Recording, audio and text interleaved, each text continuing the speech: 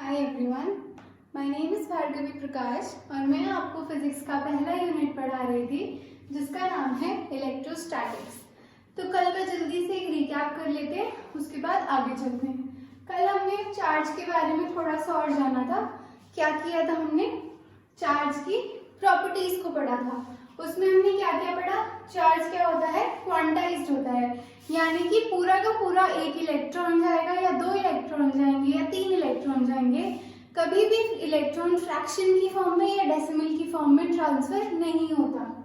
Second हमने पढ़ा conservation of charge. ये क्या कहता है कि जो बॉडी होती है उसमें जो नेट चार्ज होता है वो हमेशा कांस्टेंट रहता है। इसका हमने एग्जांपल लिया था, जो कि इनिशियली हमारे पास दो बॉडीज थी, उनके बीच चार्ज क्या था?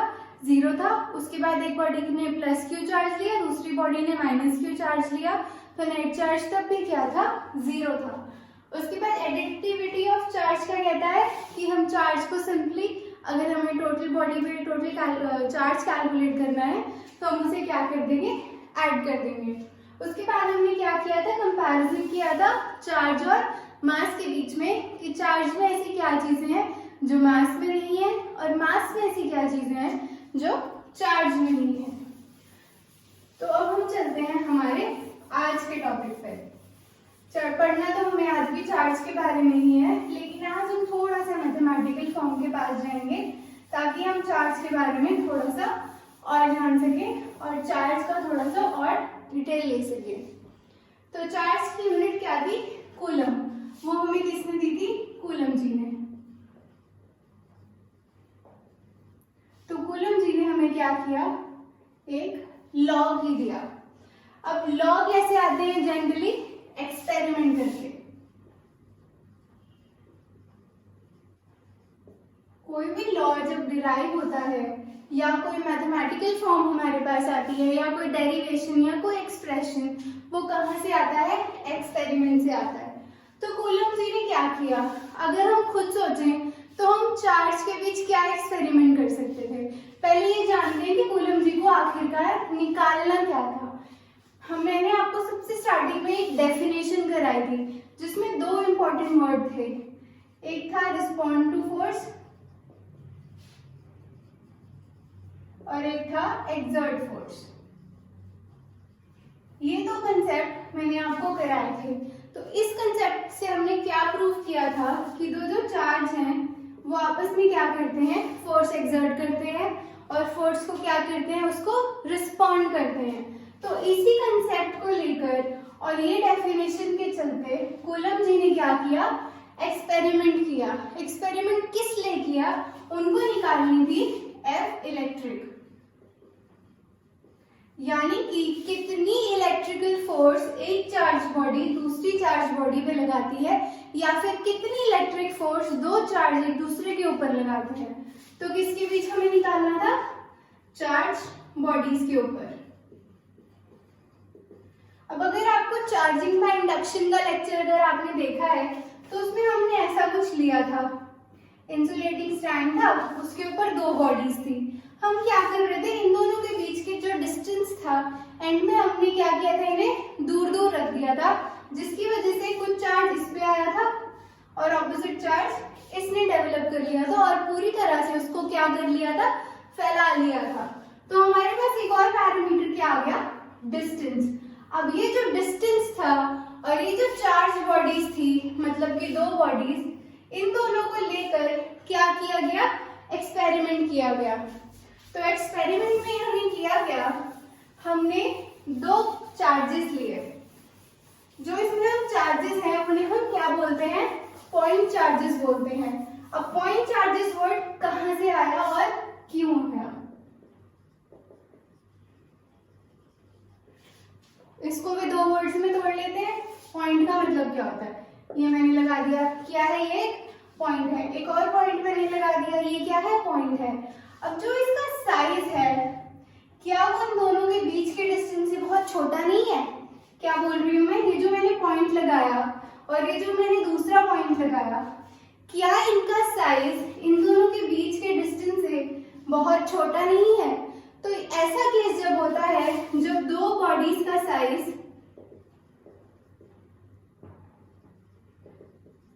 डिस्टेंस के कंपैरिजन में बहुत छोटा हो, जब वो मतलब दो बॉडीज का साइज डिस्टेंस के कंपैरिजन में बहुत छोटा हो, तो हम उसे क्या कंसिडर करते हैं, पॉइंट बॉडी, और इस केस में हम क्या बोलेंगे उसे, point charge.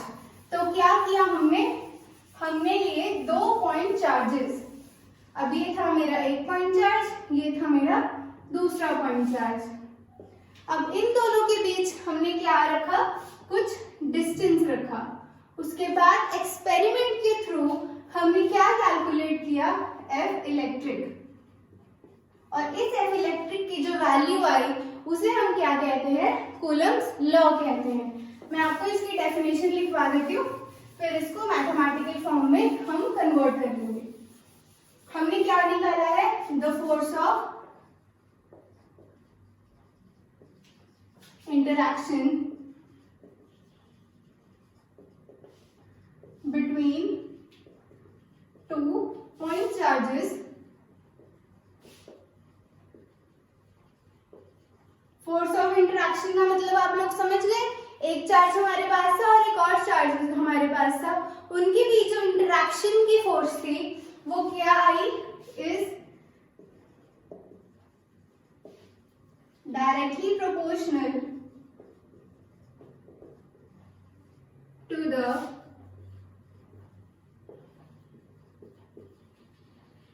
product of the 2 point charges and inversely proportional to the square of distance between them। अब इस डेफिनेशन से हमें क्या पता लग रहा है कि जो फोर्स थी इंटरैक्शन की 2 पॉइंट चार्जेस के बीच, वो क्या निकल के आई, directly proportional to the product of the 2 charges. यहाँ पर हमारे पास क्या आ गए, 2 चार्जेस, बचा क्या, हमारे पास बचा था डिस्टेंस, और ये क्या होता है, inversely proportional to the square of the distance between them. अगर हम इसी डेफिनेशन को मैथमेटिकल फॉर्म में लिखना चाहें तो कैसे लिखेंगे, जो फोर्स थी वो क्या थी, डायरेक्टली प्रोपोर्शनल थी to the product of the 2 charges. मैंने आपको बताया था हम चार्ज को कैसे डिनोट करते हैं, Q से, तो ये लिया मैंने Q1 और ये ले लिया Q2, इन दोनों को हमने क्या कर दिया, प्रोडक्ट कर दिया।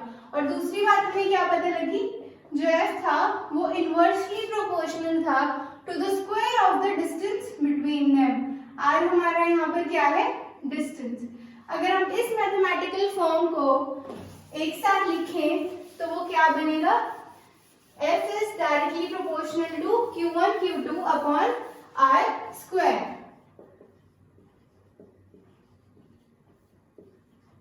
और इनको हम क्या करते हैं, हम मोड में लेते हैं। मोड का मतलब क्या होता है कि हम जो हमारा साइन होता है या तो वो पॉजिटिव होता है या वो नेगेटिव होता है, इसे हम क्या कर देते हैं, इग्नोर कर देते हैं। कब इग्नोर कर देते हैं, जब हम करते हैं न्यूमेरिकल्स।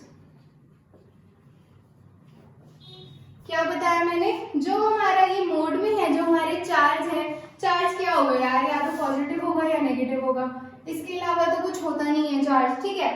तो हम जो इसका साइन है वो क्या कर देंगे, इग्नोर कर देंगे न्यूमेरिकल्स में। अगर आप चार्ज लेना चाहें तो मैं आपको उसका भी तरीका बता दूंगी, लेकिन पहले हम क्या करेंगे, बिना साइन को लिए न्यूमेरिकल्स करेंगे।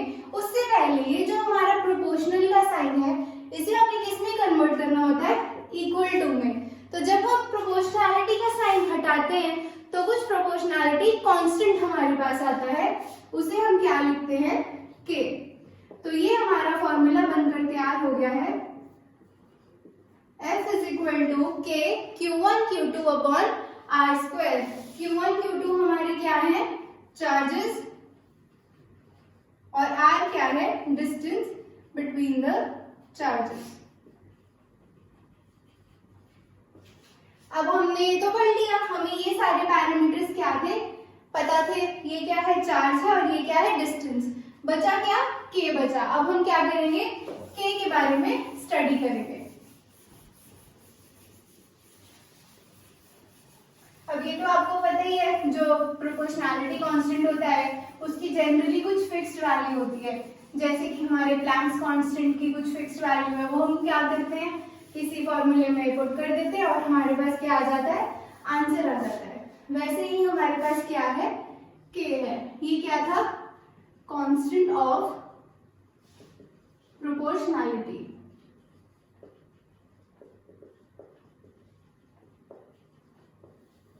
अब इसके बारे में हमें और पढ़ना था।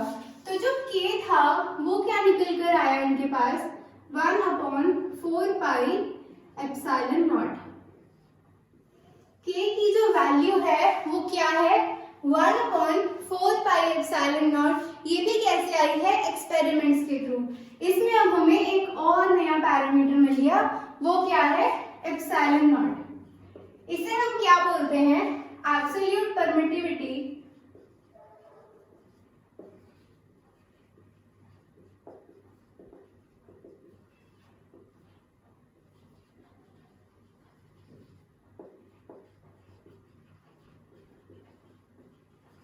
इसे हम क्या बोलते हैं, absolute permittivity in free space. ठीक है, ऑफ चार्ज लिखने की जरूरत नहीं है, इसका मीनिंग मैं आपको बताती हूँ। इसमें हमारे पास एक नया वर्ड क्या आया है, परमिटिविटी। तो absolute permittivity in free space. तो परमिटिविटी हमारे पास नया वर्ड है जो बना है परमिट से। परमिट का मतलब सिंपल सा होता है, क्या करना, परमिशन देना कि तू वहां से निकल जा। ठीक है, तो ये जो एप्सिलॉन नॉट हमारे पास है, ये क्या करता है, परमिशन देता है किसे, इलेक्ट्रिक फील्ड लाइंस को एक जगह से दूसरी जगह जाने में। कहां पर, फ्री स्पेस का यहाँ पर क्या मतलब है, वैक्यूम। तो ये क्या है कि जो हमारा चार्ज है वो जो इलेक्ट्रिक फील्ड लाइंस को छोड़ रहा है, ये कंसेप्ट आगे भी हमारे पास आएगा, तब मैं आपको डिटेल में बताऊंगी। अभी आप बस इतना सिंपल सा समझ लीजिए कि ये क्या कर रहा है, परमिशन दे रहा है इलेक्ट्रिक फील्ड लाइंस को मूव करने की, कहां पर, वैक्यूम में। तो ये हमने पढ़ लिया k के बारे में और हमने जान लिया एप्सिलॉन नॉट के बारे में। अब हम क्या करेंगे, इस वैल्यू को हमारा जो पहला फॉर्मूला था उसमें पुट करेंगे। क्या फॉर्मूला बना था हमारे पास, F electric is equal to K Q1 Q2 upon R square. K की वैल्यू हमारे पास निकल कर आई थी 1/4 pi epsilon naught Q1 Q2 upon R square. अब ये जो हमारे पास वैल्यू आई है, तो हम क्या करेंगे, इसकी यूनिट्स निकालेंगे और डायमेंशंस निकालेंगे। किसकी निकालेंगे, k की भी और एप्सिलॉन नॉट की भी। अब मैं आपको बता दूं, जो हमारा k है वो किस पर डिपेंड करता है, एक तो मीडियम पर डिपेंड करता है और किस पे डिपेंड करता है, सिस्टम ऑफ यूनिट्स पे।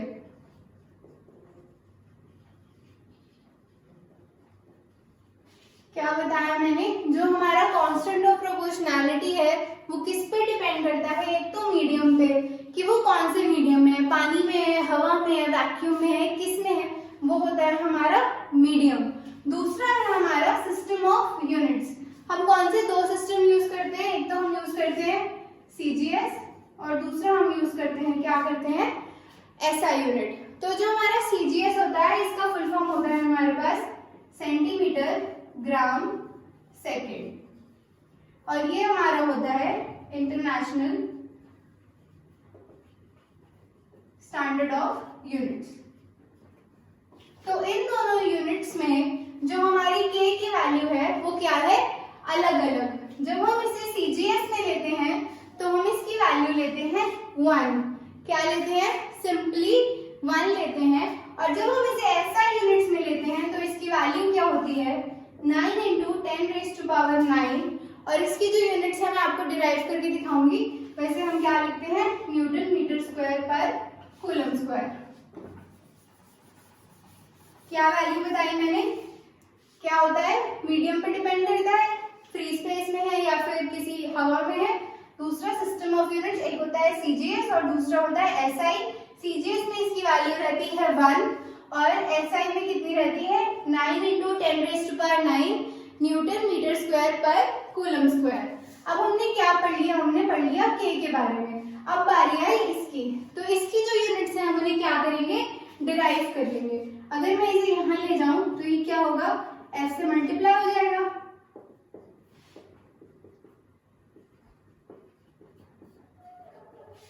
कुछ ऐसा बनेगा। उसके बाद मैं क्या करूंगी, इस फोर्स को नीचे ले जाऊंगी, तो ये 1/4πf Q1 Q2 upon R square. मैं इसको थोड़ा ऊपर सॉल्व कर रही हूँ, नीचे जगह नहीं है।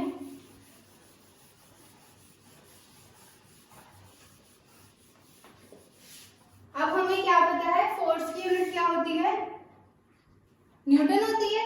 चार्ज की यूनिट क्या होती है, कूलम होती है। और डिस्टेंस की क्या होती है, मीटर होती है।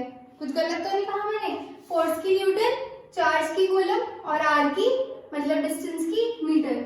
यहाँ हम क्या करेंगे, सबको सब्स्टिट्यूट कर देंगे।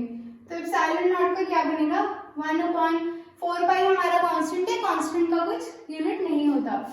फोर्स का हमने लिख दिया न्यूटन, ये बन गया हमारा coulomb into coulomb upon metre का मीटर इंटू मीटर, या फिर मीटर स्क्वायर डायरेक्ट लिख सकते हैं। तो ये हमारा क्या बना, कूलम स्क्वायर न्यूटन -1 और मीटर -2। तो ये क्या है हमारी एप्सिलॉन नॉट की यूनिट्स। जो भी हम इसकी वैल्यू हम अभी आगे डिराइव करेंगे, उसकी यूनिट्स क्या निकल कर आई, कूलम स्क्वायर न्यूटन इनवर्स और मीटर स्क्वायर इनवर्स। अब इसके बाद हम क्या करेंगे, इसका डायमेंशनल फॉर्मूला भी निकाल लेते हैं।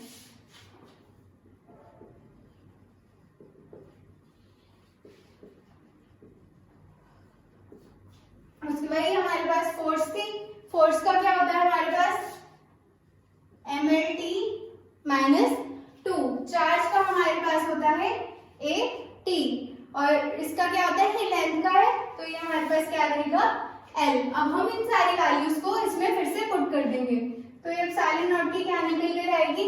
यहाँ पर क्या था हमारा, फोर्स थी, वो क्या है mlt -2। ये क्या है हमारा चार्ज इंटू चार्ज, यानी कि 80 इंटू 80 अपॉन क्या रह गया हमारा, डिस्टेंस था यहाँ पे, उसकी क्या है L है, तो यहाँ क्या आ जाएगा L स्क्वायर। जब आप इसे सिंप्लीफाई करेंगे तो ये क्या बनेगा, m-1, ये t स्क्वायर हो जाएगा, यहाँ पर भी t स्क्वायर है, तो ये क्या बनेगा, पहले L ले लेते हैं, ये ऊपर चला जाएगा, L-3 बनेगा। उसके बाद a ले लेते हैं, a हमारा क्या है स्क्वायर में है। उसके बाद हमारे पास क्या बचा, t बचा, ये हमारे पास ऊपर 2 था, ये ऊपर जाएगा +2 हो जाएगा।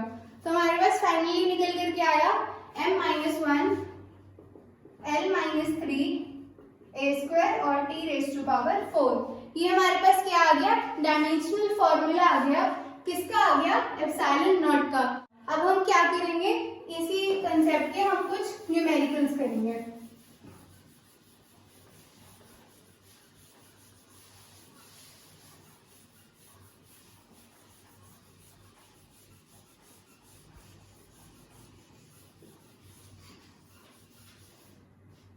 क्या करेंगे अब हम, न्यूमेरिकल्स। तो न्यूमेरिकल में आपको फॉर्मूला हमारा वही रहेगा, F = K Q1 Q2 upon R square. ये वाला फॉर्मूला यूज करके हम क्या करेंगे, न्यूमेरिकल। इससे पहले इस कंसेप्ट को थोड़ा सा और क्लियर करने के लिए हम एक सिंपल सा एग्जांपल ले लेते हैं। मान लीजिए मेरे पास 2 चार्जेस थे, ये था मेरा एक चार्ज और ये था मेरा एक चार्ज। इनकी वैल्यू मैंने फॉर एग्जांपल क्या ले ली, 1 कूलम, और इसकी भी कितनी ले ली, 1 कूलम। और इन दोनों के बीच का जो डिस्टेंस था वो भी मैंने कितना ले लिया, 1 मीटर। तो इसको यूज करके मैं आपको सिर्फ ये बता रही हूँ कि इस फॉर्मूले को यूज कैसे करेंगे। सबसे पहले जब भी आप न्यूमेरिकल करें तो क्या लिखें कि आपके पास गिवन क्या है और आपको फाइंड क्या करना है। तो इस क्वेश्चन में हमारे पास सब कुछ गिवन है। तो जैसे कि हमने एक्सपेरिमेंट में फाइंड किया था, क्या फाइंड किया था, एफ इलेक्ट्रिक को, वैसे ही हम इस फॉर्मूले में क्या फाइंड करेंगे, फोर्स की वैल्यू को। तो हमारे पास गिवन क्या क्या है, Q1 की वैल्यू हमारे पास 1 कूलम है, Q2 की वैल्यू भी हमारे पास 1 कूलम है, और जो R है हमारे पास वो मैंने कितना लिया है, 1 मीटर। और हमें फाइंड क्या करना है, f की वैल्यू को। तो हम इसे सॉल्व कैसे करेंगे, सिंपल सी बात है, इस फॉर्मूले में हम सारी वैल्यूज को क्या कर देंगे, पुट कर देंगे। f इज इक्वल टू के, मैंने आपको बताया था SI यूनिट में कितना होता है, 9 इंटू 10⁻⁹। इसकी वैल्यू कितनी है हमारे पास 1, इसकी वैल्यू भी कितनी है 1/1 का स्क्वायर। जब आप इसे सॉल्व करेंगे तो f की वैल्यू हमारे पास कितनी आ जाएगी, 9 इंटू 10⁻⁹। और इसकी यूनिट्स मैंने आपको कितनी बताई थी, फोर्स की यूनिट क्या होती है, न्यूटन होती है। तो ये था, मैंने आपको सिंपल से एग्जांपल लेके दिया है, बट जो हमारे पास एक्चुअल में चार्ज की वैल्यूज होती है वो क्या रहती है, 10⁻⁻⁹ या 10⁻⁻⁶ या 10⁻⁻13। जो चार्ज की एक्चुअल वैल्यू होती है वो इस रेंज में रहती है और बहुत ही कम होती है। तो एक सिंपल सा एक और न्यूमेरिकल कर लेते हैं। मैं आपको स्टेटमेंट लिख के देती हूँ, आप भी ट्राई कीजिए सॉल्व करने की और मैं भी ट्राई करती हूँ। देखते हैं पहले कौन सॉल्व करता है। क्वेश्चन क्या है हमारे पास, 2 balloons are charged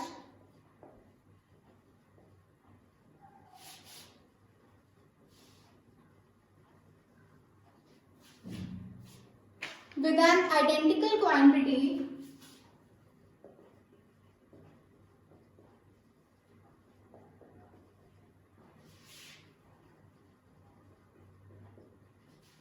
and type of charge।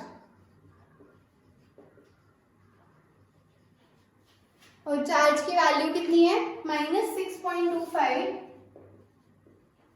Nano coulomb. हमें क्या निकालना है, दे आर हेल्ड अपार्ट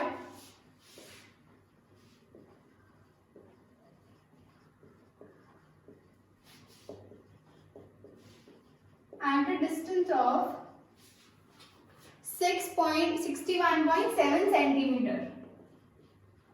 कितना डिस्टेंस है उनके बीच में, 61.7 सेंटीमीटर का। तो हमें क्या करना है,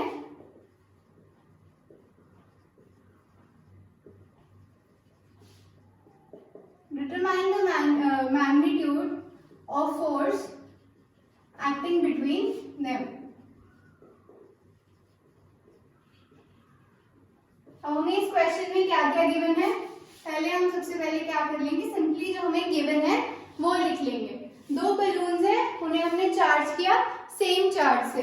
यहाँ हमने क्या पढ़ा, आइडेंटिकल वर्ड पढ़ लिया, मतलब क्या है, identical quantity and type of charge. Type of charge का मतलब क्या हुआ, दोनों ही या तो पॉजिटिव है और दोनों ही या तो क्या है, नेगेटिव है। तो यहाँ हमें क्या पता लग गया, जो हमारा Q1 है वो क्या है, Q2 के बराबर है और उसकी वैल्यू कितनी है, -6.25 नैनो कूलम। उसके बाद हमें क्या दिया है, उन दोनों के बीच का डिस्टेंस दिया हुआ है, यानी कि क्या दिया हुआ है, हमें R की वैल्यू दी हुई है, वो कितनी है, 61.7 सेंटीमीटर। अब हमें पता है ये किस यूनिट में होना चाहिए, हमारे पास कूलम में होना चाहिए, और जो हमारे पास डिस्टेंस है वो किस यूनिट में होना चाहिए, मीटर में। तो ये याद रख लेना कि हर क्वेश्चन सॉल्व करने से पहले हमें सीएम को याद करना है, यानी कि ये जो चार्ज है वो कूलम में होना चाहिए, जो डिस्टेंस है वो मीटर में होना चाहिए, यानी कि सीएम की फॉर्म में। तो हम इसे कन्वर्ट करेंगे। पहले मैं आपको कन्वर्जन का लिखवा देती हूँ। जो हमारे पास 1 कूलम होता है वो होता है 10⁻⁶ माइक्रो कूलम, और 1 कूलम कितना होता है, 10⁻⁹ नैनो कूलम। ठीक है, तो यहाँ पे हमारे पास नैनो कूलम वाला दिया हुआ है, तो हम इसको किसमें कन्वर्ट करेंगे, कूलम में कन्वर्ट करेंगे। तो हमें पता है कि 10⁻⁹ नैनो कूलम किसके इक्वल है, 1 कूलम के इक्वल है, तो 6.25 नैनो कूलम किसके इक्वल होगा, यूनिटरी मेथड लगाएंगे सिंपल, या फिर आप और सिंपल कर लीजिए। तो 1 नैनो कूलम किसके इक्वल होगा, 1/10⁹ कूलम के। सिंपल है, हमने बस इसे यहाँ पे ले गए। तो हमारे पास -6.25 नैनो कूलम किसके इक्वल होगा, ये वहां जाके मल्टीप्लाई हो जाएगा, तो 1/10⁹ इंटू 6.25 नैनो कूलम, और ये हमारे पास साइन एज इट इज आ जाएगा। तो ये क्या हो जाएगा, 6.25 6.25 इंटू 10⁻⁻9 कूलम हो जाएगा।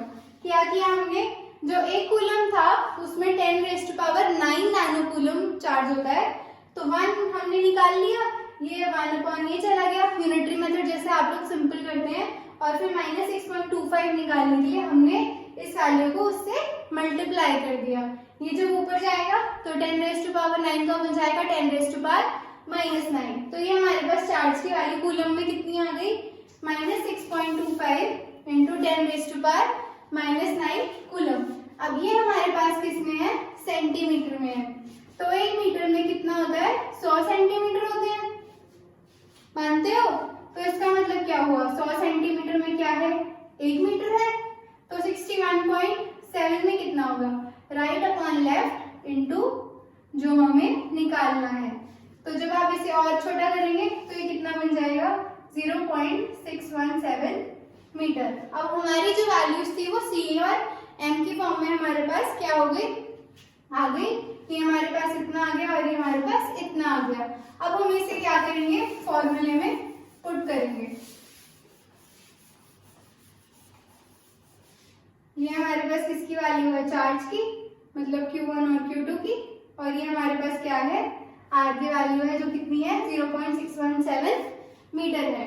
तो F की वैल्यू फॉर्मूला हमारे पास क्या था, K Q1 Q2 upon R square. मैंने आपको बताया था हम क्या करते हैं, Q1 और Q2 का साइन जो है वो छोड़ सकते हैं, अब चाहे तो ले भी सकते हैं, आंसर सेम ही आएगा, क्योंकि अगर आप देखें तो माइनस माइनस प्लस बनेंगे, अगर आप नहीं भी लेंगे तो हम क्या इसकी पॉजिटिव वैल्यू ही उठाने वाले हैं। K की वैल्यू हमारे पास कितनी थी, 9 इंटू 10⁻9, इसकी वैल्यू हमारे पास कितनी आई है, 6.25 इंटू 10⁻9, इसका क्या हो जाएगा, स्क्वायर हो जाएगा, और डिस्टेंस हमारे पास कितना है, 0.617। जब आप लोग इसे सॉल्व कर लेंगे तो हमारे पास वैल्यू आएगी 9.23 इंटू 10⁻⁻7 न्यूटन। तो ये हमारे पास क्या आ गई है, F की वैल्यू आ गई है।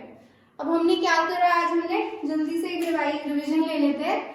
हमने आज पढ़ा कूलम लॉ के बारे में। कूलम जी ने क्या किया, एक्सपेरिमेंट किया, 2 चार्ज लिए, उनको थोड़ा डिस्टेंस अपार्ट क्या किया, रख दिया। उसके बाद हमने उन चार्जेस को क्या कंसिडर किया, पॉइंट चार्ज कंसिडर किया। क्यों किया, क्योंकि जो चार्ज का साइज है वो उन दोनों के बीच जो डिस्टेंस है उनके कंपैरिजन में बहुत क्या है, छोटा है, तो हमने चार्ज को क्या बोला, पॉइंट चार्ज बोला। उसके बाद हमारे पास एक डेफिनेशन निकल के आई, क्या आई कि जो हमारा कूलम लॉ है वो क्या कहता है कि जो फोर्स ऑफ इंटरैक्शन है between 2 charges, it is directly proportional to the product of the 2 charges and inversely proportional to the square of the distance between them. तो ये हमारे पास क्या निकल कर आई थी, कूलम्स लॉ की डेफिनेशन। उसके बाद हमने क्या किया, हमने पढ़ा इस K की कहानी को। K क्या था, हमारा कांस्टेंट ऑफ प्रोपोर्शनैलिटी था। इसकी वैल्यू क्या थी, 1/4πε0, और जब हमने उसकी वैल्यू निकाली वो कितनी निकल कर आई, 9 इंटू 10⁻9, किसमें, SI यूनिट में। उसके बाद हमने पढ़ा था एप्सिलॉन नॉट के बारे में। एप्सिलॉन नॉट की वैल्यू मैंने आपको नहीं निकलवाई, ये मैं आपको कल के लेक्चर में करा दूंगी, और कल हम क्या करेंगे, थोड़े से और न्यूमेरिकल करेंगे। मैंने आपको सिंप्लीफाई करने के लिए कि इस फॉर्मूले का यूज कैसे करते हैं, 1 यूनिट के चार्ज लिए और 1 मीटर का इन दोनों के बीच में डिस्टेंस रखाया, और हमने क्या निकाली, फोर्स।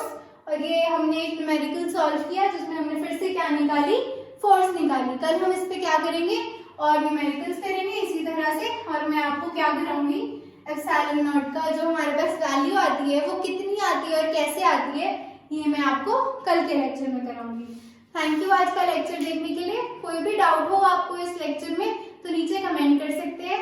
चैनल को लाइक, शेयर और सब्सक्राइब जरूर कर दीजिएगा, और बेल आइकन भी बजा देना। Thank you so much.